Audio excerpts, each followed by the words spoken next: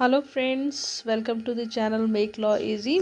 आज हम बात करेंगे section 53A of CrPC. Right, यहाँ पर मैं सीआरपीसी लिखना भूल गई, तो आप प्लीज़ लिख लीजिएगा। सीआरपीसी का सेक्शन 53 है, ये है ना 53A।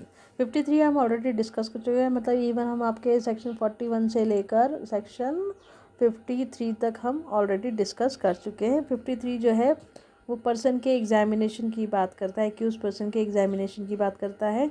और साथ ही साथ में वही मेडिकल प्रैक्टिशनर किसे कह सकते हैं, रजिस्टर्ड मेडिकल प्रैक्टिशनर, और एग्जामिनेशन में क्या क्या इंक्लूड होता है वो सारी चीज़ें आपका सेक्शन 53 में आपको मिल जाएगा। इसके ये जो आपका वीडियो में बना रही हूँ ना, इसके लास्ट में भी जो से रिलेटेड सेक्शंस है ना, मैंने उनका एक बोलते हैं ना उसकी हेडिंग मैंने लिख दी है, जो आपको आपकी स्टडीज़ में हेल्प करेगी। तो सेक्शन 53A जो 53 था ना, 53 आपका एक्यूज पर्सन के एग्जामिनेशन की बात करता है मेडिकल प्रैक्टिशनर के जरिए किसी पुलिस ऑफिसर जो है उसके रिक्वेस्ट पे। और आपका सेक्शन 53A ये आपका अमेंडमेंट के ज़रिए ऐड हुआ हुआ सेक्शन है। तो ये जो बात करता है, ये बात करता है किसी ऐसे एक्यूज पर्सन के एग्जामिनेशन की जो कि किसका एक्यूज है, रेप का एक्यूज है। मतलब जो रेप ऑफेंस जिस पे आपका इल्ज़ाम है, जिसने रेप ऑफेंस कमिट किया है या अटेम्प्ट किया कमिट करने की, लेकिन उसके मेडिकल एग्जामिनेशन जो है उसकी बात करता है ये वाला सेक्शन आपका। तो ये इसके आपके टोटल 5 सेक्शंस आपको इसमें सब सेक्शंस आपको इसमें देखने के लिए मिल जाएंगे। तो उनको 1 बाय 1 हम डिस्कस कर लेते हैं। तो सबसे पहला जो सबसेक्शन है इसका, वो क्या कहता है कि when a person is arrested on a charge of committing an offence of rape और an attempt to commit rape. मतलब जब किसी पर्सन को अरेस्ट किया जाता है किस चार्ज पे, मतलब उस पर चार्ज क्या लगा है कि उसने कमिट किया है रेप ऑफेंस, मतलब उसने किसी का रेप किया है या फिर अटेम्प्ट किया है रेप करने का, ठीक है ना, रेप किया है या फिर रेप करने की कोशिश की है।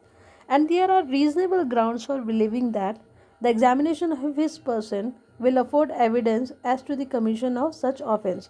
और तो क्या कह रहा है कि अगर किसी पर्सन को अरेस्ट किया गया है रेप चार्ज, मतलब रेप चार्ज कमिट करने के लिए, ठीक है, रेप ऑफेंस कमिट करने के लिए या फिर अटैम्प्ट टू कमिट रेप के लिए, और रीजनेबल ग्राउंड्स भी हैं ये बात बिलीव करने के लिए कि अगर उस पर्सन का फिजिकल एग्जामिनेशन या मेडिकल एग्जामिनेशन कराया जाए तो उस ऑफेंस से रिलेटेड कुछ एविडेंस जो है, मतलब उस ऑफेंस के कमीशन से रिलेटेड आपका कोई एविडेंस जो है वो मिल सकते हैं। तो यहाँ पर क्या होगा, it shall be lawful for a registered medical practitioner employed in a hospital run by government और by a local authority and in the absence of such a practitioner within the radius of 16 kilometers from the place where the offence has been committed by any other registered medical practitioner।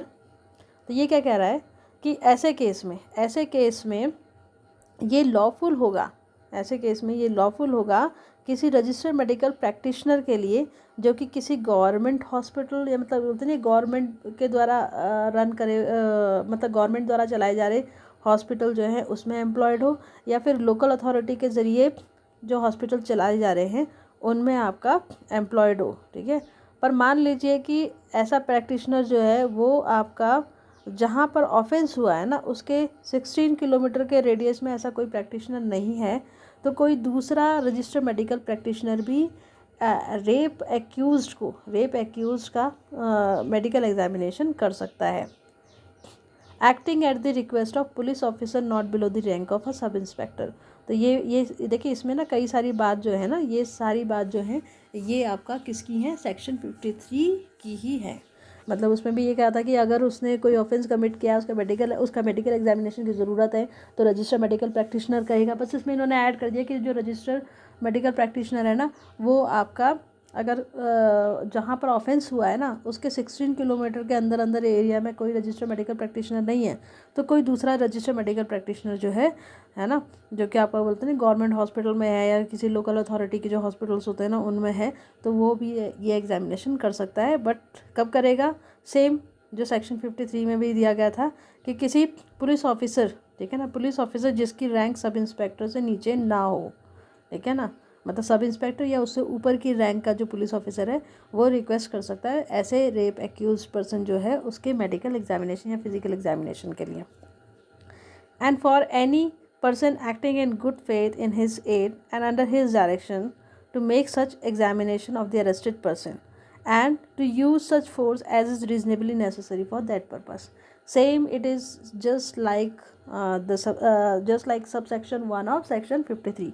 Same वही चीज़ें हैं, इसमें कोई बहुत अलग चीज़ नहीं है, right. इसमें कोई अलग चीज़ नहीं है, बस इसमें बात कर रहा है कि रेप एक्यूज जो है ना उसके मेडिकल एग्जामिनेशन की बात कर रहा है, उसके प्रोसेस की बात कर रहा है। तो वही सारी चीज़ें इसमें कह रहे हैं कि कोई पर्सन जो आपका गुड फेथ में एक्ट कर रहा है वो आपका असिस्ट कर सकता है मेडिकल एग्जामिनेशन में किसी मेडिकल प्रैक्टिशनर को, ठीक है, और जो कि उसके डायरेक्शन के अंडर काम कर रहा है। साथ ही साथ में रीजनेबल फोर्स का भी इस्तेमाल किया जा सकता है जो मतलब ज़रूरी है उसकी मेडिकल एग्जामिनेशन करने के लिए, फाइन। तो इसका एक्सप्लेनेशन क्या लिखेंगे, इस सेक्शन का एक्सप्लेनेशन है, it states that when a person is arrested for an offense of rape or an attempt to commit rape, there is reasonable possibility that a medical examination of the person will provide evidence of the offense. तो ये कहता है कि जब किसी person को arrest किया जाता है रेप ऑफेंस के लिए कमिट करने के लिए या अटेम्प्ट टू कमिट करने के लिए, और रीज़नेबल पॉसिबिलिटी भी हैं कि मेडिकल एग्जामिनेशन अगर उस पर्सन का किया जाए तो उससे एविडेंस मिल सकता है कुछ, तो उस केस में कोई रजिस्टर्ड मेडिकल प्रैक्टिशनर जो है वो इस तरीके का एग्जामिनेशन आपका पर्सन की कंसेंट के साथ में और रीज़नेबल फोर्स का यूज़ करके, ठीक है, मेडिकल प्रैक्टिशनर जो है उस एग्जामिनेशन को कंडक्ट कर सकता है। और जो ये रजिस्टर्ड मेडिकल प्रैक्टिशनर है has to be employed in hospital run by a government और अ लोकल अथॉरिटी।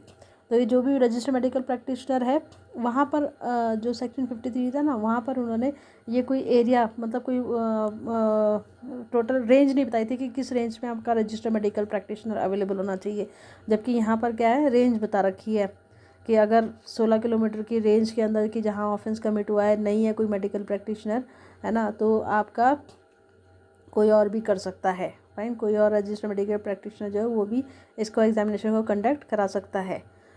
तो यहाँ पर क्या है कि वो जो रजिस्टर्ड मेडिकल प्रैक्टिशनर जो है वो आपका एम्प्लॉयड होना चाहिए किसी गवर्नमेंट हॉस्पिटल में या फिर किसी लोकल अथॉरिटी के द्वारा चलाए जा रहे हॉस्पिटल में, ठीक है। तो ये आपका यहाँ पर उन्होंने लिखा है कि अगर मान लीजिए कि जहाँ पर ऑफेंस कमिट हुआ है उसके 16 किलोमीटर के अंदर की रेंज में कोई इस तरीके का हॉस्पिटल नहीं है, कोई रजिस्टर्ड मेडिकल प्रैक्टिशनर नहीं है, तो कोई भी दूसरा रजिस्टर्ड मेडिकल प्रैक्टिशनर जो है वो इसको कमिट कर सकता है। तो एग्जामिनेशन जो होगा ये सिर्फ आपका पुलिस ऑफिसर जो कि सब इंस्पेक्टर की रैंक से नीचे का नहीं होना चाहिए उसकी रिक्वेस्ट पे ही किया जा सकता है। ऐसा नहीं है कि कोई कांस्टेबल आके बोल दे कि भाई आपका इसका मेडिकल एग्जामिनेशन कराना है, तो नहीं, सब इंस्पेक्टर की रैंक से नीचे का जो भी पुलिस पर्सन होगा वो आपका इस एग्जामिनेशन को कंडक्ट करने के लिए रिक्वेस्ट नहीं कर सकता है, फाइन। तो ये हो गया। सिंपल वर्ड्स में क्या कह सकते हैं, सिंपल वर्ड्स में अगर आपको इस ऊपर लिखा हुआ नहीं समझ में आया तो इसको बहुत सिंपल कैसे लिख सकते हैं आपके कि अगर person is accused of rape और ट्राइंग टू रेप समवन, अगर पर्सन जो है वो आपका रेप का एक्यूज है या फिर किसी को रेप करने की कोशिश कर रहा है and the police think that checking his body will help improve, checking या बोलते हैं एग्जामिनिंग हिज बॉडी जो है वो हेल्प करेगा to prove if he did it और नॉट, ये प्रूव करने में हेल्पफुल होगा कि उसने ये किया है कि नहीं। देन अ डॉक्टर, ठीक है ना, who works on the government और the local authority can examine him. If there is no such doctor nearby, अगर मान लीजिए ऐसा कोई डॉक्टर नहीं है वहाँ पर, है ना, तो फिर कोई भी और जो डॉक्टर है, डॉक्टर मतलब रजिस्टर्ड मेडिकल प्रैक्टिशनर जो है वो उसको कर सकता है, बट इसके लिए किसी पुलिस ऑफिसर को जो कि आपका सब इंस्पेक्टर की रैंक से बिलो नहीं होना चाहिए वो उसे रिक्वेस्ट करेगा, तभी वो एक एग्जामिनेशन कर सकता है, डॉक्टर अपने ओन पे नहीं करेगा। द डॉक्टर और anyone who helps him can use as much force as they need to examine the accused person, मतलब एक्यूज पर्सन जो है उसको एग्जामिन करने के लिए जितनी नेसेसरी फोर्स है उसका भी इस्तेमाल जो कर सकता है डॉक्टर या फिर जो पर्सन उसको असिस्ट कर रहा है। अब सब सेक्शन 2 क्या कहता है कि जो रजिस्टर्ड मेडिकल प्रैक्टिशनर है the registered medical practitioner conducting such examination shall without delay examine such person and prepare a report of his examination giving the following particulars namely। तो यहाँ पर मैं आपको इसी से एक्सप्लेन कर देती हूँ, बहुत ज़्यादा इसमें कुछ अलग सा नहीं है, जो वहाँ पर भी एक्सप्लेनेशन में भी मैंने लिखा है, आप एक्सप्लेनेशन का स्क्रीनशॉट लेके लिख सकते हैं।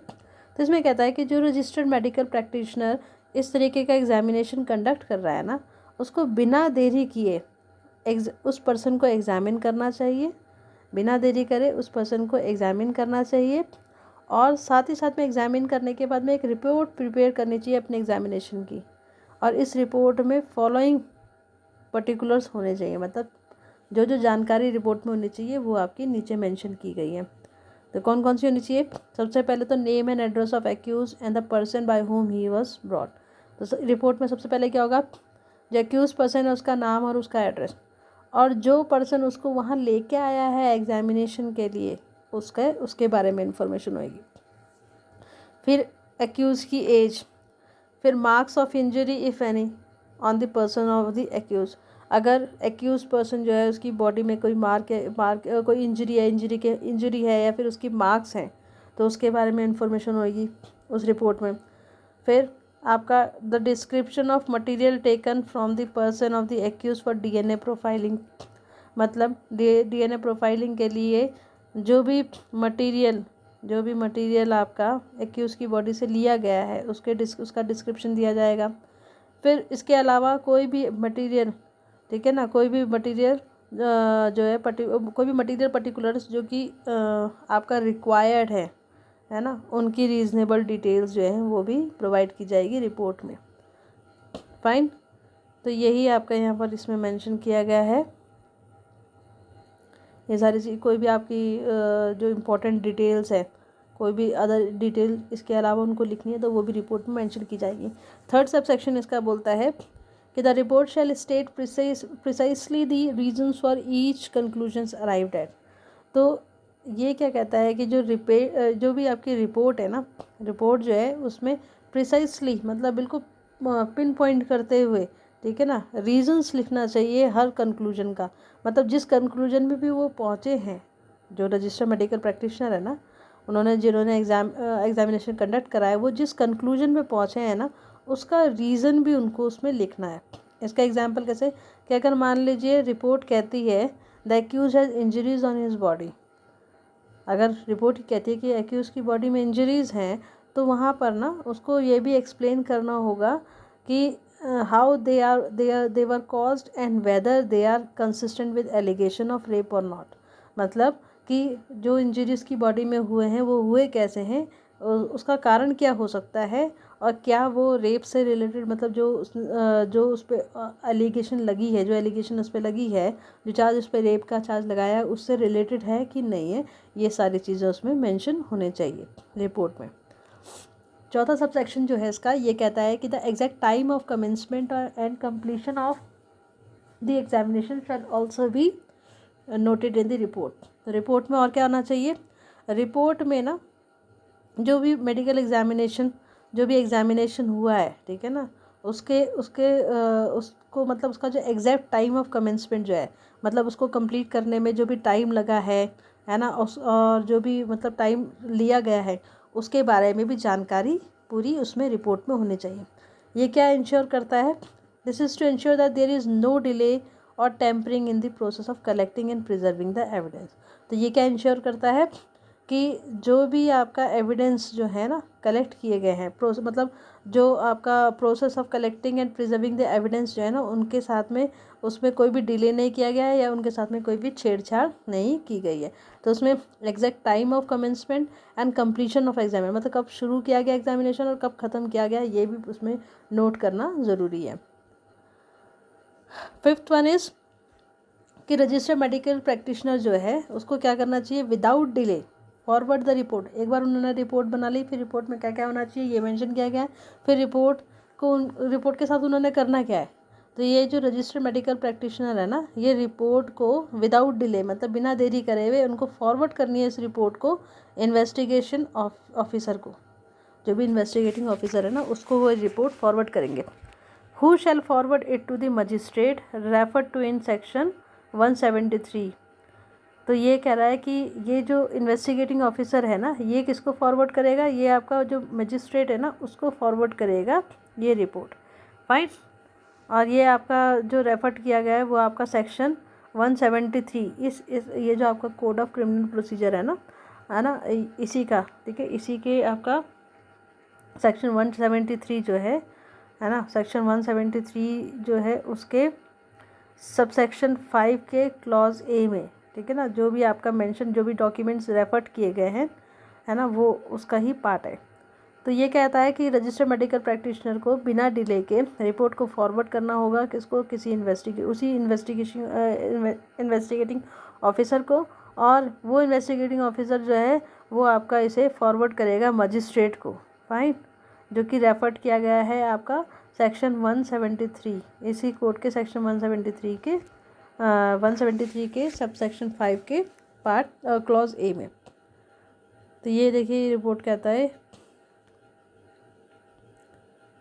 तो ये क्या इंश्योर करता है, ये आपका इंश्योर करता है that the report is submitted along with the chargesheet.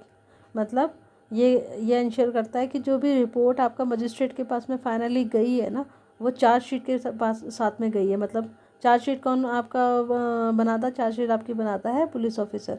तो उसने आपका मेडिकल प्रैक्टिशनर से उसने क्या लिया, रिपोर्ट ली, ठीक है, जो एग्जामिनेशन की रिपोर्ट थी, उसके साथ में चार्जशीट लगा के वो किसको देगा, मजिस्ट्रेट को फॉरवर्ड करेगा, ठीक है। और ये आपका and is available for the trial court to examine. और बेसिकली ये रिपोर्ट सबमिट हो जाएगी, और ये किसके लिए आपका अवेलेबल होगी, जो भी आपका ट्रायल कोर्ट में जो भी एग्जामिनेशन चलेगा उसके लिए अवेलेबल होगी। तो इससे रिलेटेड जो भी आपके सेक्शन है, सेक्शन 53, जैसे आपका रिलेटेड के सेक्शन 53 जो है वो एग्जामिनेशन ऑफ एक्यूज़ की बात करता है मेडिकल प्रैक्टिशनर के ज़रिए पुलिस ऑफिसर की रिक्वेस्ट में। और ये जो सेक्शन 53A है ना, ये रेप एक्यूज़ के एग्जामिनेशन की बात करता है। किसकी, रेप एक्यूज़ के एग्जामिनेशन की बात करता है। फाइन। फिर इसमें सेक्शन 173 बोला गया है, जहाँ पर बोला आपने ये देखा था ना, ये लिखा ना यहाँ पर देखिए कि magistrate refer to in section 173। तो सेक्शन 173 जो है वो बात करता है इसका, इस कोर्ट का report of police officer on completion of investigation की बात करता है। फाइन। और इसका सब सेक्शन 5 जो है वो बात करता है when report is in respect of case to which section 170 applies, है ना, the police officer shall forward the magistrate along with the report. ये बात करता है आपका सब सेक्शन 5 इसका। फाइन। और इसका क्लॉज ए क्या बात करता है, मतलब क्या डॉक्यूमेंट, जो भी आपके डॉक्यूमेंट रेलेवेंट है, डॉक्यूमेंट्स, ठीक है ना, all the documents or relevant extracts thereof on which the prosecution proposes to rely other than those already sent to the magistrate during the investigation।